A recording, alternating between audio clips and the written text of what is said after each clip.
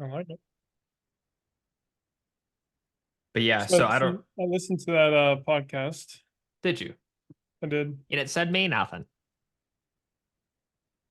I don't know when did I listen to it?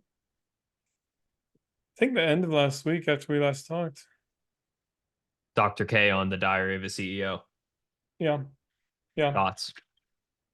yeah, man. It was good. He brought up a lot of things I've been thinking about and got some new perspectives from it.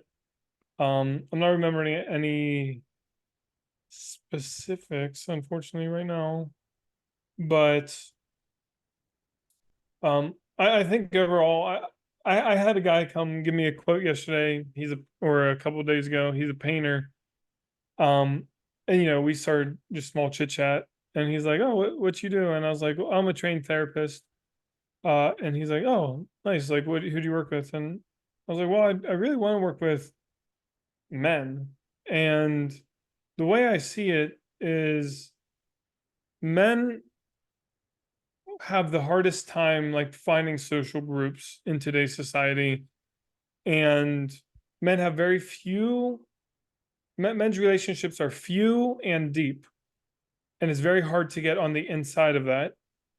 And just the idea of being vulnerable is really hard.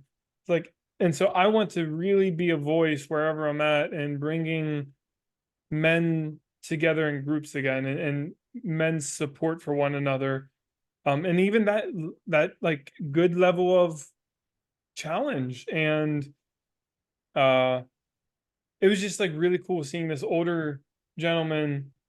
I could just like see how it related to him, like the things I was saying, and how he's just like, man, like absolutely, like that is it. The thing that like most of us don't say out loud. Yeah. I feel like not a lot of guys, people in general, maybe guys more than not. I'll be the first to admit I've never like deeply looked into this, but it seems like a lot of people don't even have time or make the time to just stop and actually like think about the things that are bugging them. People are like really quick to think of like the surface level issue, Mhm. but not like why they have the emotions that they're either feeling or pushing down. Yeah, that's a really good point.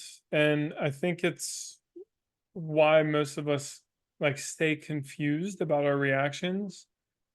Like if I get angry sometimes, I'm just like, well, I'm angry because you did that. It's like, yeah, that's the surface level. But what about you doing that made me angry? And when we learn to communicate on that deeper level, that's where relationships grow. Whereas on the surface level communication, it tends to be a lot of blaming and antagonizing. And we do that with ourselves as well, where it's like, oh, I'm angry. Why am I angry? I shouldn't be angry. It's like, sure, but you are angry. Let's honor that. Maybe you don't want to respond the way your anger is encouraging you to respond, but that's different than allowing yourself to feel angry and validating that, you Right. know? And so it's interesting because even hearing you say that with like that level of awareness, I think is what most people lack. Most people will just take the idea that I'm feeling this way and therefore I act this way and see those as the same thing. When in reality, we should separate the way we feel from our actions. And the more we can separate those two, the more we can honor our feelings while maintaining control over our value based actions, acting in the way that we want. Yeah, I don't think people have the training to know how to like digest and truly be one with their emotions, good or bad, and then like Mhm. how to, okay, it's like even if you do identify the way you feel, what do I actually do about it? And Yep. then secondly, on the point I made before, like people don't have time. I think that and this hit me a couple weeks ago and has been on my mind a lot lately. I don't know if it was pointed out in a podcast in conjunction with just my own like realization. It's like someone put it best. It was like we always have some kind of screen going Mm. that it was almost like a joke they were saying. It was like, oh, I got a screen here and a screen here, and my phone's going, and there's a music on in the background. It's like no chance to have a single thought. Yeah. And that, like, dang, like the way, if his name was a girl too, like the way she like said it, almost like, and all the meanwhile, not a single chance that I'm even going to have a single thought. Yeah. And I was just like, dang, like, wow, that's so true. Like, we so rarely get a chance to just like be alone with ourselves, dig in a little bit to like why we felt the way we did or how we're feeling right now, or like just sit with our anxieties, good or bad. Yeah. Which means that when we do feel that anxiety, our first reaction is to get rid of them because I don't know how to sit with it. Mm-hmm. So when Mm-hmm. we actually really need to do that, we're like, we get into survival mode way quicker than we should because we don't have the training or the awareness to like sit with that a little bit, you know? And even it makes me so mad. I go to a restaurant, not a bar. I go to a restaurant with somebody, and like 9 times out of 10, there's 30 TVs on the wall, just playing different things, showing different things. It's like, dude, I could be the best disciplined person in the world. Good luck having a congruent conversation without distraction. There's noises from the restaurant. There's people having conversations, now having talk louder than TVs, and there's 10 or 20 different shows on the wall. Like, Yeah. you're gonna glimpse that at one point, and you're not gonna be able to delve into like actual conversation. Yeah. And that's interesting because I'm thinking about how different it doesn't have to be like that, but that's just become such a common thing. Like, oh, you want to get together with someone? Oh, it has to be like a meal out. We're going to grab a drink. We're going to order this meal and we're going to sit at a restaurant or a bar and talk. Mhm, Whatever happened to, and I'm sure a lot of people still do it. And I know you're one of them. Like, me and you used to just go for walks around town. The mhm, interruptions were people driving by, seeing a condom on the street and like mhm. laughing at it, but or went for like a walk in the woods. Um, yeah, like there's always been distractions, but it's just gone like this over our Yeah, life. and I think, we're at a point where, I think about the kinda Jewish and Christian idea of, like, the Sabbath, um, and depending on, like, the sect of religion, it's observed in different ways, including a lot of Christianity, like, not observing it at all traditionally because they say that Jesus fulfilled the Sabbath, when in reality, the Sabbath is the day that God rested, right? That's why we have the Sabbath. On the seventh day, God looked at everything he had created and he said it was very good and he rested. And God gave us the Sabbath. And a lot of people who are, I think, misinformed see that as like, oh, God says we're not allowed to work on the seventh day or it's a punishment. And then you look at how Jesus interacted with the lawmakers of the time, the Pharisees, and how he constructed his idea of the Sabbath and went against this law of not working. When in reality, what you kind of start seeing in that is that the Sabbath was not given to us to observe in obedience, it was a gift to us, given to remember that we need to pause sometimes and reconnect with the world around us. We need to reconnect with humans around us. And sometimes that means putting away your work, putting away your uh, phones in modern day, putting away the TV. And sometimes that means replacing TV with a book and just like engaging in something different. Sometimes that means going for a walk with a friend and not bringing your phones Hmm. or going for a run without music. Yeah. But and I think we could really glean a lot from like the idea of Sabbath in restoring mental health and physical well-being in the modern day and age. Because the Sabbath is meant to be a gift of guidance, not an obedient rule. How often in your conversations with people that you've had where like their mental health or their anxiety, depression is kind of like the reason they reached out or came to talk, do you bring up either before, during, or after the conversation about like their mental health and some like thought practices to help? Do you ask about their relationship with technology? I guess essentially to summarize it, is that something that comes up a lot, or is it something you want to include more? I would say it's something that I personally want to intentionally include more. It's not a question that I've asked frequently myself, just like one off directly, but I would say like 99% of the time it comes up in some way or form, Okay. you know? But maybe the conversation isn't as direct as that. But Yeah. I think we could really do a lot better, especially like in my field, asking direct questions about that. And instead of like letting the client, for instance, always bring it up if they think it's an issue, be more proactive and consider that. And I have been able to do that gently sometimes, but I really want to create like a almost like a mantra or a theory that like prevails in that ideal, you know? So let me ask you this real quick. Are you allowed to experiment in some way with different ways of helping someone, or are you kind of bound to like specific approved practices and ways of treating people? I don't even know if I'm asking the right question here. Yeah, I get what you're saying. What you're the correct answer to this is it's an ethical and in some considerations a legal standard that has to be met. Um, there are certain therapies that we know through research have been harmful to clients. Okay.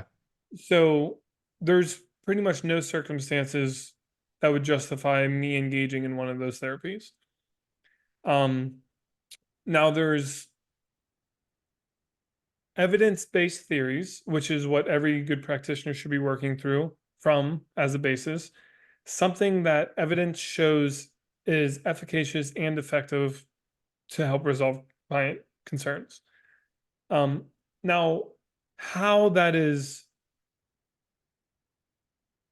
kind of handled in application is where you get a little bit of flexibility. Okay. Some people are very systemized and go by the book, like first session looks like this, second session looks like this, third session like this. I am of the opinion that therapy should never be a one size fits all. And in that case, I should always be working from an evidence-based theory. For instance, you've heard of cognitive behavioral therapy, CBT, and then from CBT has come ACT and DBT, dialectical behavioral therapy. I'm trained. I'm traditionally trained in CBT, and I have more of a specialization in ACT. I also have some training in DBT. ACT Um, means what again? ACT is acceptance and commitment therapy, and it is considered a third wave CBT. So pretty much a very short way to answer that is it um, brings the idea of mindfulness and it changes the way that CBT deals with thoughts. So CBT traditionally would have you challenge unhelpful thought patterns, whereas ACT has you accept and change your relationship with them. So I don't have to prove it wrong or I don't have to gather evidence against, but I can just say, oh, okay, that's there. I don't have to do anything with that. I don't have to challenge it. I don't have to buy into it. Let's work on accepting that's there and let it be.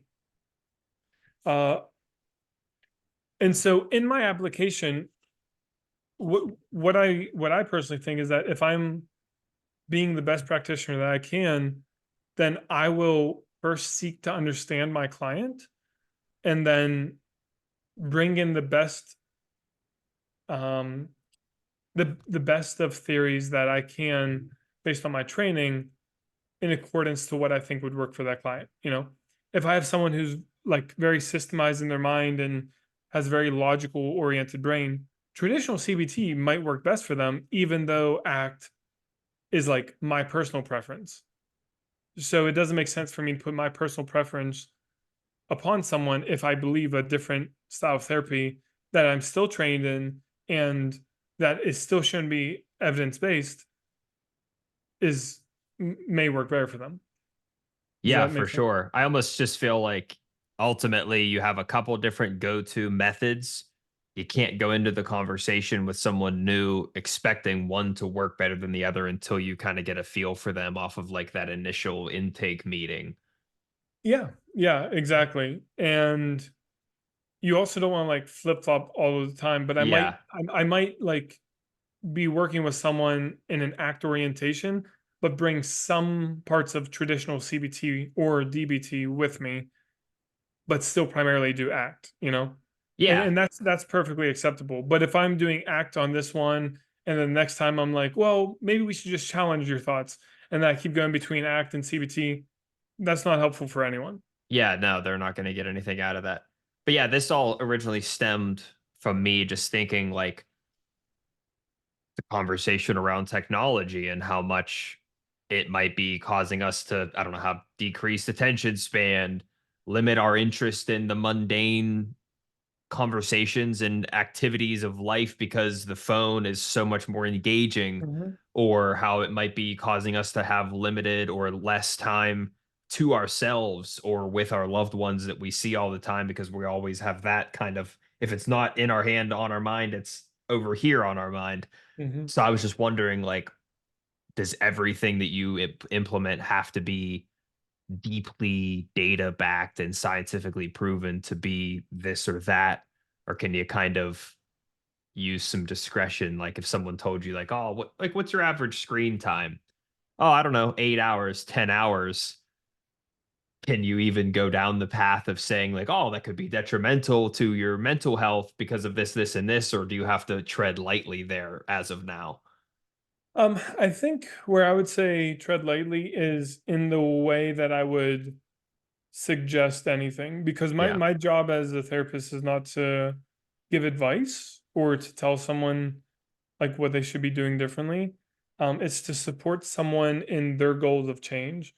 And so if someone comes to me and says, "Hey, I'm depressed and I'm spending all this time on my phone, and I enjoy the time on my phone, but I really see it getting in the way of like relationships, um, and therefore I'm depressed." I get on my phone, it makes me not feel depressed for the 2 hours that I'm on it, but then afterwards I feel like shit, and I really hate myself for that. Okay, well maybe our goal is to decrease screen time, and so in that I can bring in some anecdotal evidence where it's like, hey, a lot of like recent research suggests that being on your phone can damage personal relationships, and kind of has an impact on our dopamine and serotonin receptors, which we know also play a role in depression. Right. So I'm not saying that getting off your screen is going to cure your depression by any means, but maybe let's try an experiment together. Let's try a week where we limit this, and I'll set you up for success by giving you the tools necessary to do that. And then you just come back to me. And next week, how did it go? Did you succeed in it? Okay. What helped you succeed? Did you not succeed? Okay, what prevented you from succeeding the way you wanted to? If you did succeed, what did you notice? Were you feeling better here? Were you feeling better there? And so that's where um like official research has its like foundation in therapy, but then one-on-one with the client, in my opinion, is where we get the best results, because you need to understand who that person is and what their problems are. I can't just assume that you're coming in with depression, and because I've seen someone else with depression, I know what that looks like for you. Right. And Yeah. and that's where I think my job is really fun, because then I get to work with you collaboratively to like engineer new ideas and hypotheses and test things out. And sometimes we'll do that together in session, and sometimes that'll be homework that you do on your own. Um, and that's really fun to me, of like being creative and using the thing that God gave us, our imagination, to help solve someone else's struggles. Yeah. Couple different thoughts are on my mind. Like I know that we've said this a million times, but probably will say it now and then a million times after this. Like how similar my approach to an initial call with someone that wants to look into the product that I'm selling, and you, like, the difference is they're coming to you kind of knowing that they want your help. My job almost is to first establish why they should want my help and Mhm. then get into the conversation that like what you're having. But you have to gain that trust on both ends, me and you have to gain that trust that we can be viewed as a trusted advisor, or whatever Mhm. the term is more applicable, and point out. My goal is to point out an issue or a problem that maybe they didn't even realize that they had, or take what they think the problem is and actually go deeper Yeah. and help them realize like why it's important to make the change, what might be the positive outcome of that change, what's causing it. Yeah, man. No, I think it's always super fascinating talking to you or, my brother Sam, in car sales, because at the end of the day, like, it is very, very similar, because what we're Yeah. selling is change. Yes. Like, at the end of the day, like, that's what we're all selling is solutions and change. Solutions that you might not even know you have a problem until I put the pieces together and restate it to you in the way I understand it, and all of a sudden it's like, oh, I didn't realize that and that were connected. But you're saying it to me, and to me, it's so obvious that they're connected, Right. you know? And so that's where having relationships that you can have these conversations in are super critically helpful, which brings me back to the point of, like, I think what most people suffer with, and particularly men in this society, is we don't have enough people to have deep conversations with. I am of the opinion that, like, therapists are a job of the modern world. I think you'll always need therapists to, like, help facilitate certain aspects of change, and, like, particularly with individuals who are really suffering from mental illness. But for most people, if you have a good friend group or even a good friend and support system, you often don't need a therapist, you know? Like, usually you just need someone to bounce that information off of. And most of us don't have those type of intimate conversations and don't even know how to start having those with friends. And therefore, we go to a therapist who we pay to have that deep conversation with Yeah. and reflect it to us. I don't think enough people talk frequently enough that when they do chat, they're able to get past the surface level. And I think that that's Yeah. such a unique aspect of long-term friends, is like we don't need to spend any time like getting to know each other. We know each other. So let's, Yeah. if we're going to talk about things that we actually want to know about each other. Like, what are your thoughts on this? What are your thoughts on that? And knowing that we don't really have to like walk on eggshells around each other. Yeah. I don't need to figure out if I word it this way, if you'll think less of me or change. It's like, I've known you since fifth grade. Yeah. I can't imagine a single thing that I can say in a conversation that is going to drastically change the status of our relationship or the way you think about me at this point. Right. Like, I could say an egregious thing, and you're going to weigh that against who you know me to be, Right. and probably come to the understanding that maybe I'm just having a hard time right now. Exactly. and Yeah. and that's where, like, it's so hard to start conversations with people in this world because everybody's anxious and everybody wants to avoid that. But if you don't start with that in building relationships, you never get to the point of, like, and that, like you just said, can happen in one conversation. And matter of fact, if you're a skilled communicator, which, someone in your position or my position tend to be, you can almost bypass that surface level stuff and Yeah. get right to the heart of it if you really have an opportune setting for that.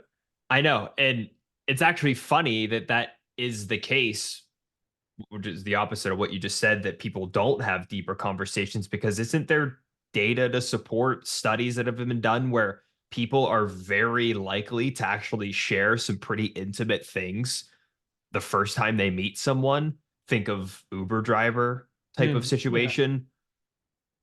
You meet yeah, someone randomly at the bar, before you know it, they're telling the life story, yeah, or like, because they just need it to get off their chest. and there, I think there's something to do with the fact that the chances of them ever seeing you again, Yeah, that makes sense. that, but soon as it's like, as soon as you start to see someone again, like for example, you have a coworker you work in office with, you're going to see them 5 days a week, so you don't want to get too deep too fast, because if you say something weird, they're going to see you again. But then there becomes this point where you've known each other so long that depending on who you vibe with the most, if one of you does want to take things deeper, someone ultimately has to be the one to initiate it. And I think a lot of people are like scared to make that initiation because they don't want to step outside the norm. Yeah, and I think that's particularly rampant in the United States work culture. Yeah.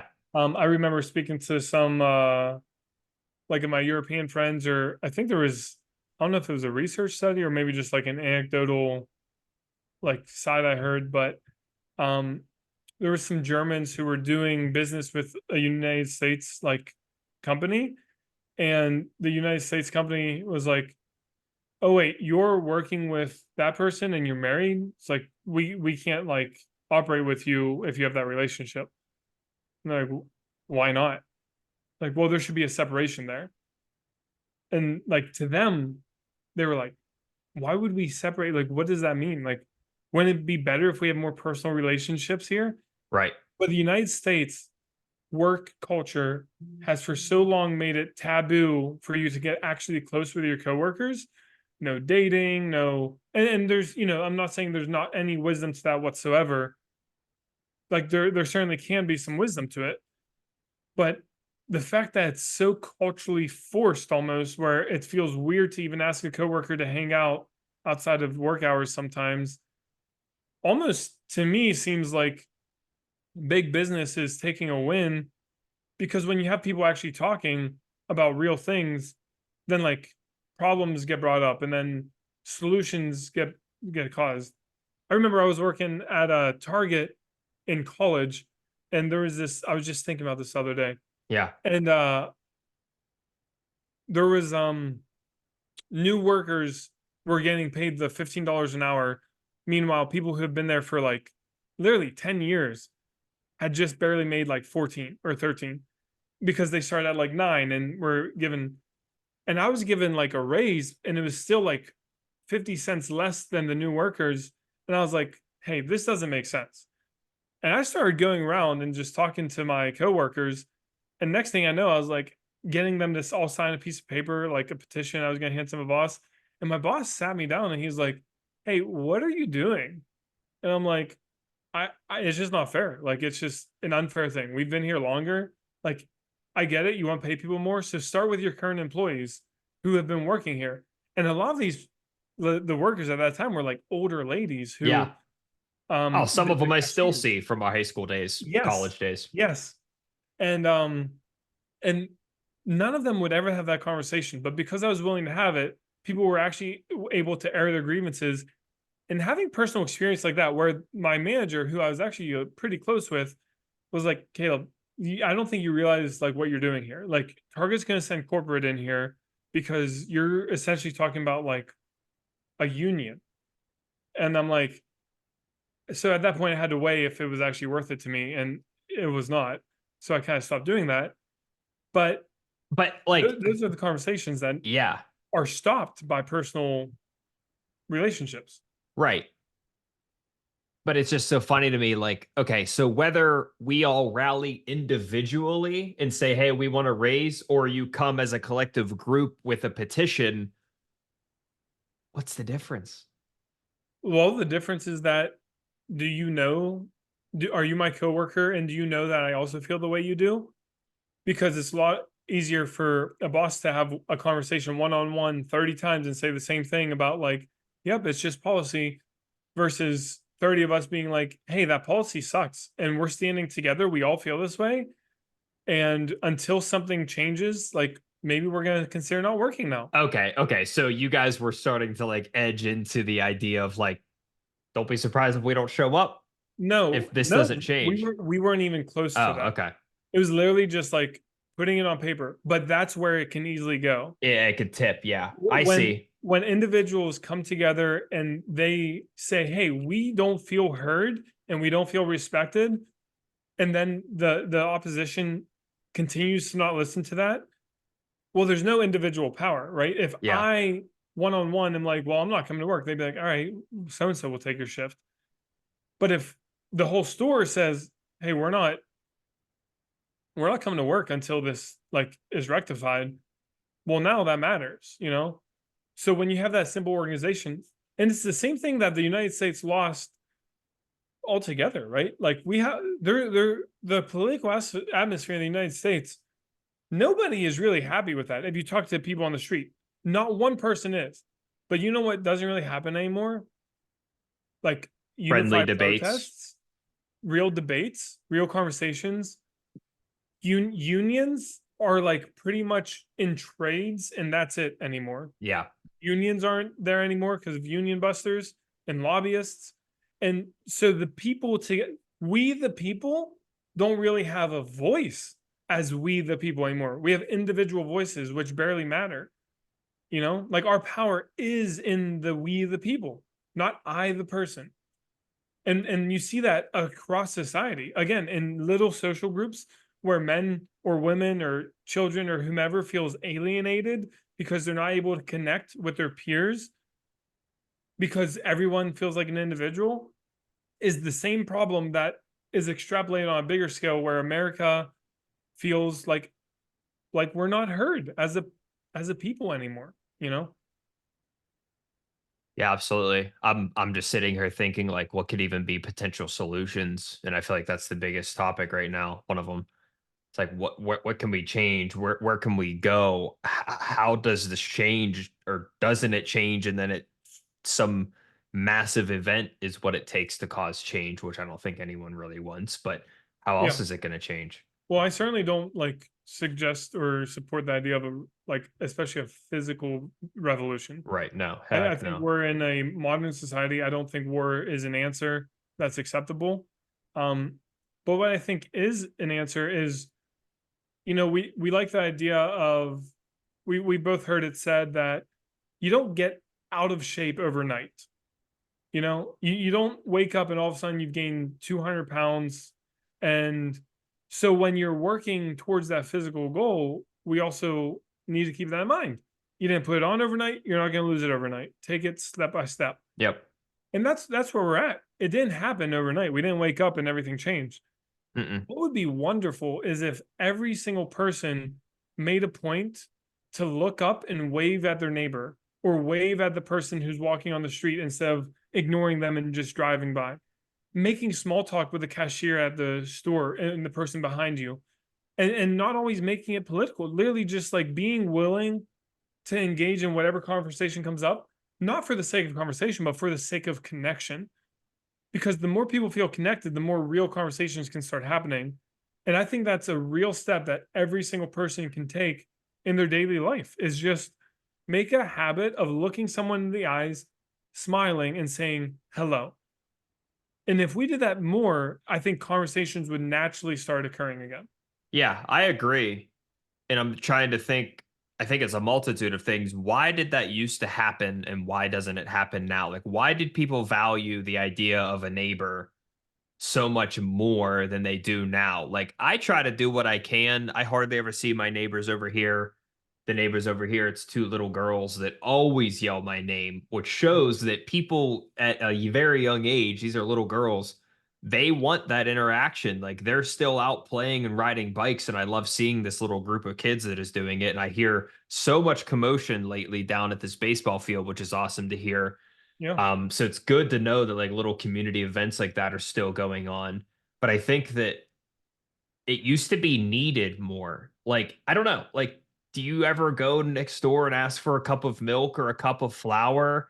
Not Never. really, because like you can get same day Amazon delivery. Do you Yeah. ever ask your grandparents or your mom and dad or your neighbor for advice about things as much as you used to? No, because like there's infinite information online. And I just think that those two amongst a million examples are why, like, there Yeah. has to be a motive for me to want to say hi to my neighbor. What do I get out of having a relationship with them? If I can't clearly understand what that even means, other than that it's the right thing to do, sometimes that's enough, sometimes it's not. And apparently it's not enough right now.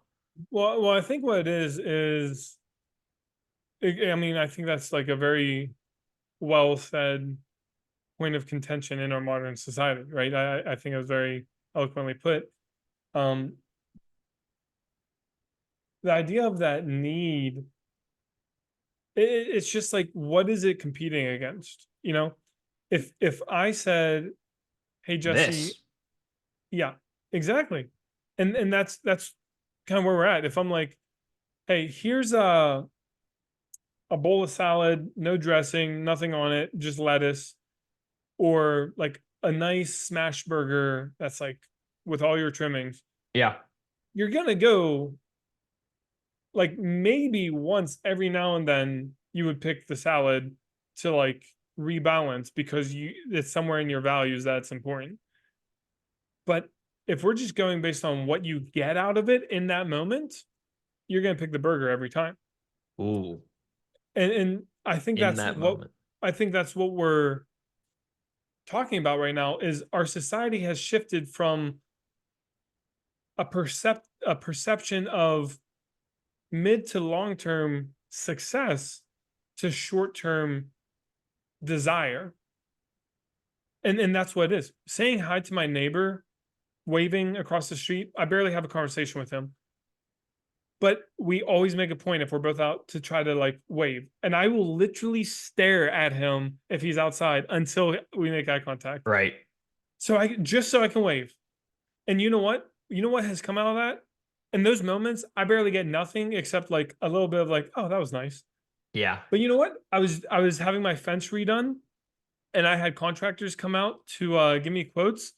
And we waved one day, and he like waved me to come over. He's like, "Hey, are you having your fence done?" I'm like, "Yeah." He's like, "Well, my wife's cousin is a fence contractor in the like right nearby." And I was like, "Yeah, give me his information." Well, I ended up going with that guy who I Boom. literally would have never known about. He saved me like $1,500 on the project, and he did very good quality work. And like it was wonderful to work with this guy. He was like local business, smaller business in the area. Never would have heard of him. Mm-mm. And those are the things that collectively are had in a community that we do not get from an individualistic society. Mm-mm. And the internet tries to replicate that, but it just like doesn't fully do it. It's a stay in, it does it good enough the same way that we all listen to our favorite podcasts instead of having a conversation on the phone because it's close enough to give us it, but it's not quite the same thing. Mm-mm. And it doesn't give us that long-term success the same way it does. Because I might learn everything in that conversation from the podcast, but at the end of the day, I'm not like sharing it. Right. I'm That's not the missing exchanging the piece. laughs. Whether if you consume information but never have an opportunity to share it, it's kind of to some extent, other than like personal development, like, okay, now what? Versus if I actually like read a book, took down a bunch of notes, or we had a conversation about a book, like a book club type thing, where like every week we read a chapter and then talk about that chapter, which would honestly be so cool to do. Yeah, I'm like, Um, but like that is a missing piece because then because there's a million different podcasts and all this access to information, it's not like me and everyone I know were all fighting for the same books at the Monaca library, like yeah, at some point was a thing, or we're all reading the newspaper, whatever books are in our library, and we're all watching the local news, which is like pretty much all there was. Now we have a lot in common to talk about because there isn't really much else to discuss unless you're in some kind of like specific field of study, yeah, which at that point you'd likely be in class with other people. So like that's the difference, I think. Like people were at a to some extent like forced to almost have these common thoughts and common topics to discuss. Now there's such a broad level of interest that the chances that I run into a guy who listens to Joe Rogan, likes to talk about psychology, and is in sales, which are kind of like my top things that I like to think about and talk about, is just so rare. And I love that something like that happened actually just last week. Me and Nate, my mom's boyfriend, went to Chipotle. And I don't even know how it came up, but I was telling him about how there's two people that he just had on the podcast. Um, One of them was Graham Hancock. I think me and you have discussed him a little bit. He has like the idea that like ancient civilizations have been like wiped out and reset numerous times yeah, potentially. the younger Dryas. Younger Dryas, exactly. He actually had on with Graham Hancock this other guy named Flint Dibble, who is like a full blown archaeologist And that has like never been done before, where That's funny. someone is that is from mainstream archaeology even entertained what Graham was saying, and they had a 4 hour long podcast. I listened to every second of it. Oh wow, I didn't listen to that one yet. I'll have to catch Yeah, them. yeah, if you have a drive or anything coming up. But anyways, so like forget where I was even going with it. Oh yeah, but like I was telling him about that, and then there was one I listened to right before that. And as I was telling Nate about that at Chipotle, a guy that I've had conversations with before at the Y, but I see just every once in a while, don't even know his name, walked up with his phone and said, "Hey, sorry to bug you guys. I just got done listening to the Graham Hancock one. I'm about to go listen to the other one that I mentioned."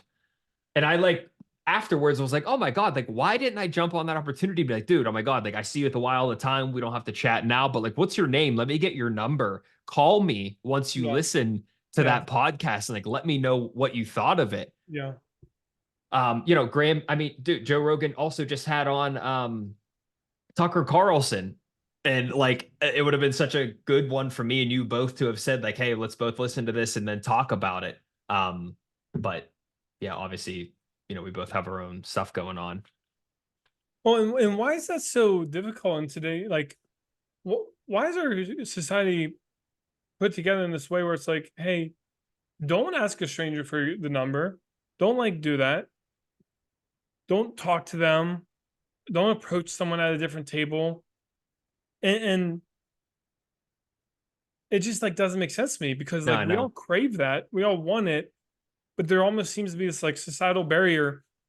And until we like all start stepping past that barrier and like really experience human connection where it's like, hey, just giving a compliment, hey, I like your shoes. Where'd you get those? Oh, legit. Isn't That's that the one of my favorite brands. Like, yeah, here they did this, or isn't this whatever. deeply rooted though in the way the brain is wired to not be viewed as an outcast by the tribe? Our deep rooted fear of rejection or denial. It's the reason that I feel resistance towards making cold calls. It's the fear, or it's the reason I feel resistance towards saying hi to the neighbor or staring at them for that extra second to see if they look your way too, so you can wave. Like, isn't that what this is all deeply rooted from? I, I, I mean, like I've heard that said. I don't believe it personally. I think that's like a comfortable excuse to hone in on. I think what it really is we have been groomed as a society to act in a particular way, and because think about that. What are we the outcast from? All of society? In an individualistic culture, how can you be the outlier when we are a society of outliers? Like that just doesn't logically follow in like this argument. Yeah, no, I agree. Like logically, it doesn't make sense, but whenever you think about like our evolution and like the way that we were initially brought up and like grew in very small, close-knit tribes, anything that you did to be viewed as an outcast was a negative. And And now, that's certainly true to something, but really, what an outlier, even in those circumstances, would be someone who's like vehemently going against the tribe values or like the tribe um kind of like application of processes, right? So if I murder someone, I'm probably going to be the outlier that is left behind.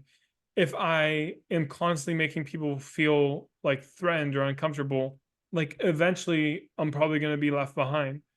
If yeah, I operate on a completely different set of moral values than everybody else, I'm probably going to be left behind. Like I think there's some societal value to that that's still ingrained, but for that to be applied to like every situation, I think is an abuse of that system rather than like the true system being used. yeah. And just for the sake of conversation, playing devil's advocate, Yeah. I'm just bringing this up. I would think that like the evolution of our societal norms are changing a lot faster than the way our brain is deeply wired. So, yes, we've evolved away from like, obviously, you can't murder someone. If so, you're going to fucking jail.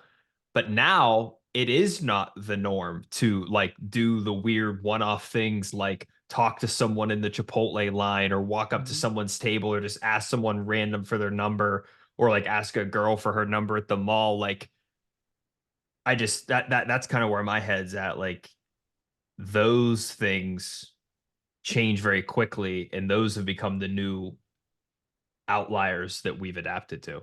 Yeah, yeah, and so to me, again, that tells me that's more of like, we talked about nurture versus nature, and it sounds like the process of genetics in some way, like our dispositions or our nature, but then the way it's nurtured, right? So, and this is kind of how I think about, and we think about this with like psychotic disorders, like schizophrenia, for instance, is a really good one for this. You might be genetically predisposed for schizophrenia, and you might go throughout your whole life and never have a psychotic episode or a schizophrenic break. Meanwhile, someone else might have the same exact genetic disposition as you, but have it at 17, like immediately, and then suffer through schizophrenia the rest of their life. Why? Well, that's going to be your environment. That's going to be what is around you. So it's really this combination of, yes, there's predisposition to how we act, but then the way we're taught in a society in our both local and greater cultures, that is what affects the way those genetics are presented in a way. You get what I'm saying? So if Yeah. you come from a family that it has very healthy style of like interaction, um, and you maintain that kind of healthy stability support group throughout your life, you might not get schizophrenia. But if you were abused as a child and then maybe you were sexually molested as a teenager and then um, Went and you did acid. had like one parent in the household, you're much more likely for that schizophrenia to present now because you have had environmental trauma that has pretty much beckoned it to come forward. And I think that's how we have to think about anytime we go to an evolutionary argument. I think it's not a baseless argument, but a convenient argument that's really not taking into account the actual environmental factors, which are the only factors we can control. We Yeah. we can't change the nature of it, but we can change the cultural norms. Yeah. No, I agree. And I think that this brings up like a good point that I think about all the time, which is like, where do you draw the line between someone's environment and the experiences that they've had and self accountability? Um, and at some point, regardless of good or bad hand dealt, you have to decide that like I'm gonna be the victim or I'm gonna make the change and not be another person that fell to the circumstances of my upbringing. Yeah. If that's Well, something you want to talk about, do you care if I take a quick bathroom break? yeah, please. All right, 2 seconds here, man.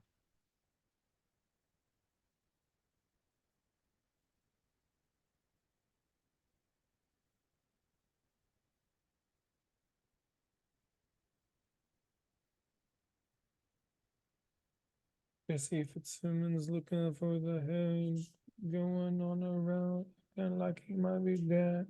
But he is a finding that he is with the Fed. He's the drug dealer man in the cartel. Last saying, let's get this boy to jail now. I just want to go bow wow. Let's take this dog and go out to the field and play fetch now.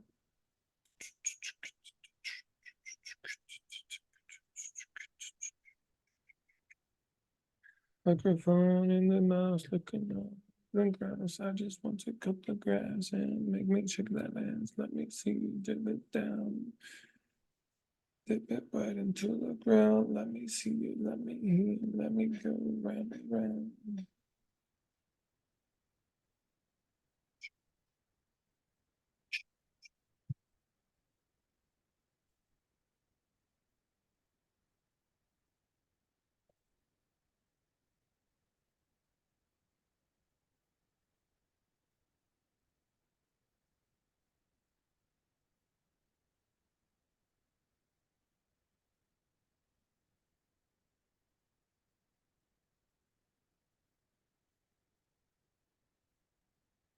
Problem. What?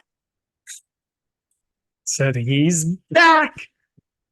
All right. He's back. So what are your thoughts on that? Where is the boundary that we draw in self accountability versus um pretty much uh I like the word mercy maybe. Okay, I'll explain like where my thoughts have evolved on this from, and I'm to some extent not really sure where I stand on it because I get both arguments. I would say that up until the last like year or two, I would fall under an argument that my dad, for example, would make, which is like, hey, like, yeah, it sucks like that some people don't have a great dad or family or people to be there saying, hey, this is the right way you do things. If you put something back at the grocery store if you decide you don't want it. You don't take the easy way out. Like all of the things that like we kind of had growing up from our dads and parents and families, which allowed us to kind of have like a head start in life. Not as much compared to some other people, but sure as heck a lot more than some people have had as well. So there's that angle of it. And then on top of that, being of the mindset that, like, hey, regardless though of where you started, we all have, unless you have something genuinely wrong with you, the ability to stop and say, hey, I know deep down right from wrong. I know that I haven't been taught this as much or it's not as ingrained, but I still am choosing to make the right or wrong decision at the end of the day. Mhm. Then, honestly, since I've met like Revu, she's done a lot more research looking into not necessarily from sheer exposure because she's gone to some of the best schools in the country and is in med school and goes to Pitt, like had more than we had by far. Like I always joke, she was programming AI in middle school. We're making clocks out of wood Yeah. in middle school. Like that's the difference. But she has such a deeper understanding and appreciation for people that didn't get brought up like her or even like us and the people that really are in the trenches and how much more difficult it is for them to stop on a day-to-day basis and say, no, this is the wrong thing. I need to do this because of their conditioning essentially and the environments they're brought up in. So I guess there's obviously an argument for both sides, like where it's a spectrum. Hmm. Where do you draw the line between the upbringing you had and at the end of the day having self accountability and like extreme ownership? So my dad, um, I don't know if you know like fully. I don't know if we've ever talked about this. Uh, but my dad was abused as a child by his. I don't know if his mother remarried officially or if they were just kind of like together, but essentially his stepfather. Um, like thrown around. Like his sisters were abused as well by the same family, and the guy had two sons who also didn't do good things. Yeah. And some people would look at my dad with that background and say that if he abused us, it would be understandable, right? Because that's what he was taught. Uh, so I think that's like where I first start is my own personal experiences with anything. Do you personally think it would be acceptable if my dad abused his four children because he was abused as a kid? Heck no. Okay, why not? I just heard that exact example yesterday in something I was listening to, making the argument against what we're discussing, like that just because you had an experience doesn't mean that you should be able to say, oh, well, someone did it to me. I'm going to do it to you. It's like the whole Mhm. somebody punches you in recess. That doesn't mean you go and punch him back or go and punch someone else. So I think whatever example you want to use, you have to individually determine what kind of person you want to be. Yeah, and I think that can get very confusing and very difficult. And I do not want to understate those factors. I think without proper moral and societal governance and direction, and by governments, I mean both like literally our government as well as like societal norms. Um, everything good? I don't think they're here. Get her in here. No, I ain't seen them. Um, you can use mine during the top drawer of the. All right. Wait, is it Bria or the dog or both? Well, it's a female crawling on the ground, so it could be either at this point. He doesn't want to be on camera. Yeah, she's trying to. She's all covered in paint. She's painting. Oh, okay. Um. Anyhow, so I don't want to understate the confusion that can come without proper government and societal and community and familial direction. And most people who are, for instance, committing most crimes do not have most of those things. Mm-hmm. So that does not make it an easy choice. But at the end of the day, I do believe that there is a part of every single one of us, every living creature, every living being, who on some level understands that they have right and wrong.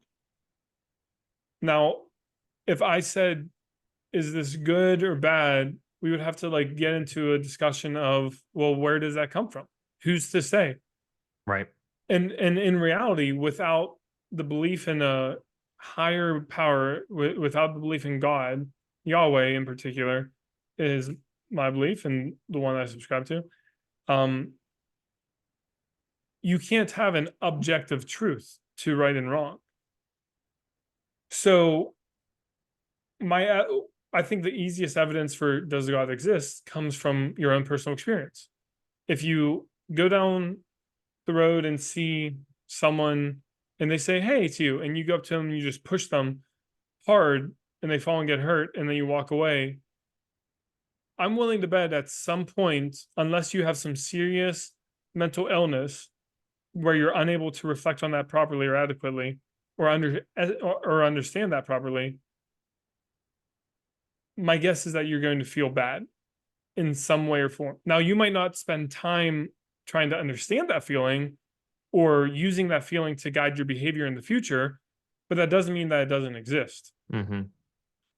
And I think that in itself is evidence enough that there's a God, because why do we all have this internal that is the helper that Jesus spoke about? That's the Holy Spirit. Yeah, like you make someone cry You feel versus bad. make someone laugh. Exactly. You feel good. You feel connected. Where does that come from? Why is that innate? Why is that human? Why does a baby smile at you to try to get a response? Why does a baby cry for this? That's just an evolutionary program, because I don't see that across species. So there's something to human beings in the specific way we interact with our communities is slightly different than most other communities of animals.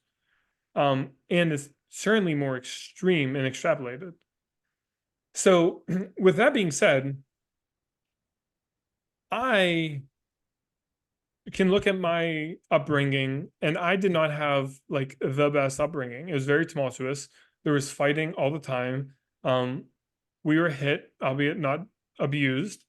Right. Um, Yeah, got the belt sometimes. got the belt, and there were a lot of habits that I would never want to bring to my children. And the fact that I can go through my upbringing and say that is exactly what my father did and my mother did, because my mother also did not have a good childhood. She was the youngest of six and was pretty much neglected by her mom and told very harsh things from her mom from a young age. So both of my parents then chose to have children and to try to do it better. Now, they didn't consciously have a discussion, to my knowledge, and sit down and say, hey, this was our childhoods. How can we do it better? I think if they did that, it would have been even better for Yeah. them. Yeah. But innately, both of them, from their personal experience, knew what they didn't want to do to their kids. And it was really hard to not fall into those habits because that's what they were shown to do by their own parents. Now, that's a really hard dichotomy, to know you want to do something, but only be shown the way you don't want to do it. Therefore, you're figuring out a new path with almost zero guidance. And that's where mentors can come in and other family members and sometimes religious people depending on how they use that religion. Um, a lot of times it can be used and abused, Hmm. which is unfortunate. Um, but at the end of the day, we use what we are taught. And sometimes when we're hurt deeply enough, we decide that the way we were taught is not the way we want to go forward. We don't know what we'll do instead, but we know we don't want it to be that. And I think that's innate to all of us. And, in Genesis, it says that we will make mankind in our image, meaning God will create us in the image of God. And a lot of people will say, oh, so God had, he looked like me. He maybe had a big beard, white beard, but he sits up in the clouds and he looks just like me, bipedal, humanoid creature. And that is not, if you like study the like Judaic language that was used, not what that word means. Instead, what it means is in the manner of God we were created. And how that can be defined through like context clues in the Bible is we were given the ability to say enough, and we were given the ability to create through our imaginations. So we can envision, we can create, and more importantly, we can say enough. Now, if you look at evolutionary theory, a lot of people will say, hey, we're humans, right? So we eat, we have sex, we survive. Like that's what drives us. Meanwhile, you, if I'm not mistaken, you've encountered females who you have not had sex with, correct? You've encountered food that you have not Few, eaten. very few. Very few. Just- Every now and then. You've encountered some meals that yeah, maybe you haven't eaten, yeah. or you've gone full and said enough. Now, show me again in the animal kingdom. I have a dog, Ruby, who is like 19 months old, who is trained really well. And despite her training, if she smells something on the ground and she knows I'm not close enough to catch her, she'll try to eat it.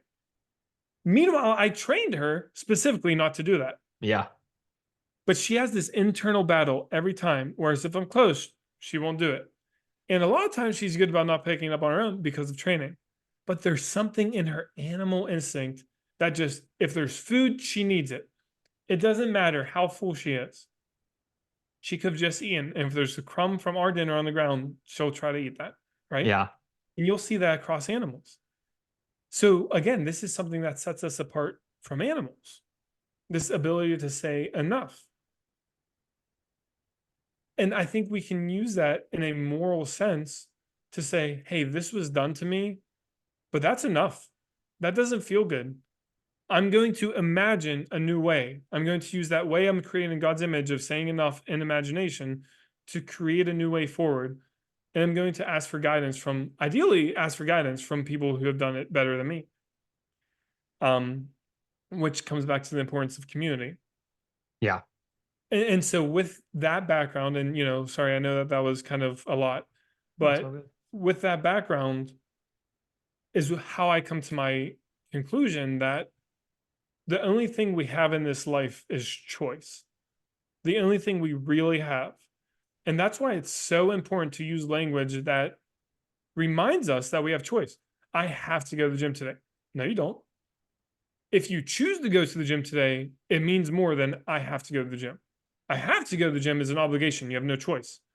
But if I choose to, then for some reason it's important to me. Let me remind myself by saying I'm choosing to go to the gym, why it's important to me, and then I'll bet it's probably easier to enact. I'm choosing not to eat this extra slice of pizza because it's important to me to be in alignment with my diet because I'm right now trying to eat healthier. I'm choosing to say hi to that stranger, even though it's uncomfortable, because it's important to me to try to create relationship, even in small ways in my life. I'm choosing not to beat my dog when she picks up that food off the ground because it's important to me to treat her like a creature that is deserving of love and respect. And to me, beating her is not in alignment with that. And the more we encourage language of choice, particularly with people who feel like their choice has been ripped away from them because of their life circumstances, the more we actually empower people who are impoverished and enslaved by culture. And therefore, I think that's what we have to talk about. He didn't have a choice when he committed that crime because his life circumstances set him up for that. Okay, I'll agree with you that the life circumstances set them up for that. I will not agree with you that they didn't have a choice. I will agree with you that maybe they didn't understand the true objective right and wrong, and maybe they were confused and it was hard. But I will say that they did, for some reason, choose to do what they did, one way or another. And so that means reform is less about punishment and more about education of, hey, what's culturally appropriate? How do we get mentors in these neighborhoods? How do we get a reform system that encourages morality and righteousness and justice rather than vengeance and punishment and pain? Yeah, I think you hit on pretty much all the angles that could be discussed about this: governance, community, consequences, experiences, everything being a choice. Like, I really can't even think of anything to add because at the end of the day, it is choice. It does boil down to the individual, and even individuals that had the right community and governance and were shown what consequences exist for certain actions or what positive outcomes can be there based on their choices. Mhm. Sometimes people still fall off the wagon. So maybe that's just what makes us human. Exactly. Maybe it's just what makes us human is that we mess up and we're allowed to mess up, and we're allowed to not know when enough is, you know? And what if that's our society? What if that's the whole idea of, again, you look at like one of the oldest books that's ever existed, literally like the foundation of all literature is the Bible. And you look to that and you see stories in there constantly about forgiveness and about second chances. And maybe that's what we should emulate in our society more, is a society of forgiveness and grace instead of mercy, because grace is understanding that, hey, you messed up and you are accountable for that, but I'm willing to forgive you. But what do we need from people? And this is the other part that I think our society lacks on individual levels, is it personal accountability. I'm a very forgiving person, but if you're not willing to acknowledge the way that you hurt me, even if you didn't mean to hurt me, if I explain to you why you hurt me and you can understand that and say, hey, I can see that that wasn't how I meant it. I was coming from this way, but I understand that and I'm sorry if that happened and it hurt you in that way. Then it's so easy for me to forgive. And I think that's what we need in the society, is people who are willing to take accountability for their actions and say, hey, I wasn't trying to harm these people in any way, but it was an unintended consequence of the actions I chose, and for that I apologize. And if we get that, if we get those two things, accountability and then forgiveness in response to accountability, dude, like what a great society we would have. I know. I know. But it takes all the things that you mentioned in the original question about, like, where do you draw the line of self accountability and someone's upbringing and environment, because it takes those things to get a person typically without self induced learning of some kind. It takes those kind of external influences to bring a person to the point where they naturally operate in the world under those type of default settings. Like, I think that those are genuinely default settings for us at this point. Like, if I have an interaction with someone, I'm not flying off the handle, getting emotionally outraged one way or the other typically. Most interactions are pretty like they're staying, at a state of balance. But that came from, like, not only things that I just decided that I wanted to be and how I wanted to act in life, but also watching the people that cared for me and helped bring me Mhm. up. So yeah. And Yeah. hopefully, you know, this, yeah, it just seems like the odds are stacked to some extent between the battle against technology and like our government being where it's at. Just in the US, like, these are big issues that I don't know if anyone's really motivated enough to change right now. Yeah, well, and again, I think that those are very valid concerns, and I think about them like frequently, But at the end of the day, I think one of my favorite benefits to being like a follower of Christ is that I believe that there's a power much greater than me, much greater than this world, that's working on the big things, which gives me the freedom and peace of mind to just focus on the little things. You know, I Yeah, I don't know how to fix America. I don't know how to like heal America, and it's not really my role. no, It's not within my control, even if I wanted to. But what is within my control is what I said earlier, picking up my eyes, putting down my phone, and saying hi to the person across the street. When I'm walking Ruby on the street, stopping at a neighbor who's on their lawn just to get to know them for 2 minutes, and bring humanity back to my experiences and encourage others to do the same.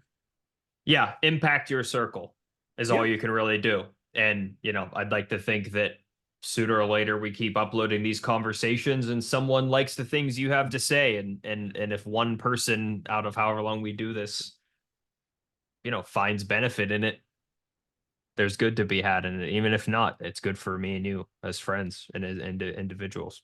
yeah, man. And I love that perspective. I think that's like a really cool like place to just like maybe end this on is Yeah. what you just said of, is it good enough? Is it enough?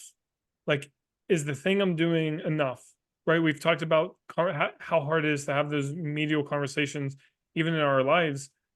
So, is it enough for me to say, hey, I don't feel like doing it today, but it might change that person's world? I don't know that Yeah. it will, but is that enough for me to go out of my comfort zone and do it? Yeah. Dang, I don't, yeah, let's end on that. But I also, okay, so getting into having guests and stuff Yeah. towards as we've been wrapping this up, I've been thinking, but you just said something. How cool would it be if in our day to day lives, not everyone, but what if we asked like people that we don't really know all that well if they'd be open to joining this? Yeah, that'd be cool. That would be cool. Like, just we'll commit it to like a half hour, 1 hour. I mean, get a little bit of context. We don't, I mean, I guess at the end of the day, like, what's it matter whether they're a CEO or they cut grass for a living? But if you find someone interesting who looks like they could carry a good conversation, get them on here. Yeah, dude. I That'd be like that. kind of That's good. cool. Like, yeah, That's I'm, good. I'm not going to be like, going out of my way. But if I just find myself in one of those like random interactions that pops up because I put my phone down or made the wave or asked the lady, like, I think that'd be cool every once in a Yeah. while. No, I like that. I like that for sure. I Okay, think but I I'd was really like add a lot to like, this. yeah, like I'm thinking about the dude that I see at the Y sometimes that stopped me in Chipotle and said, "Hey, I watched that show." Like, I don't know this guy, but we have Yeah. at least enough common interest that we'd probably be able to have a cool conversation for an hour. Yeah. No, man. I like it a lot. Okay, cool. Well, think of whoever you might want to talk with on here as a guest next week. If it works out that you or I can bring someone, let's do it. If not, me and you will coordinate for next week. All right. All right. Um, I'm thinking personally either Uncle Mike, Pat, my dad, or a random guy. Yeah, I'm good with any of those. Or, Um, if your dad or whoever. yeah. This week, my mom and my dad are actually gonna be down here visiting Oh, Wednesday cool. through like the following Tuesday because my master's graduation is this Saturday, no, upcoming Saturday. Okay, nice. So yeah, let's just text and we'll figure out the details. Yeah, I mean, shoot, What- that would honestly be perfect if like they brought a laptop and like, or all of you shared the screen. Yeah, it sounds nice. I don't think it would be effective in theory Yeah, no, it's or in fair. application. Well, if you have time to step away and do it, or maybe even me and you, if we can't, don't want to worry about that. Me and you just do our own on like Thursday or Friday before everyone gets down there or something. But yeah, Yeah. we'll definitely figure it out. But I'll Okay. keep in mind that like Thursday night at the latest, let's try to figure it out. Okay. Sounds good, man. All right, buddy. Great Have a chatting good with you. one. Have a You good too. week. All right. Bye bye. Peace, man. Peace.